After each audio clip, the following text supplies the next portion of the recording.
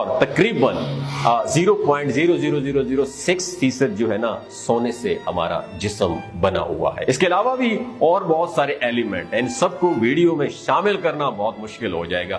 اگر آپ مٹی کو دیکھیں تو آپ حیران و پریشان ہو جائیں گے کہ مٹی میں بھی یہی سب کچھ موجود ہے, یعنی کاربن, آکسیجن, سوڈیم, مرکری, سونا, silicone, potassium, lithium, sulphur, phosphorus وغیرہ شامل ہوتا ہے.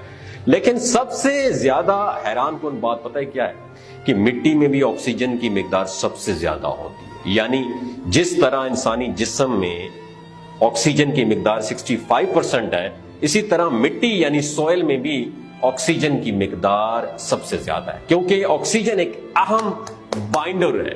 یہ زمین کی مختلف تہوں میں موجود ہے, حتیٰ کہ زمین کی کرسٹ میں بھی آکسیجن کی مقدار سب سے زیادہ ہے. یعنی یہ بات 100% کنفرم ہے کہ انسان مٹی ہی سے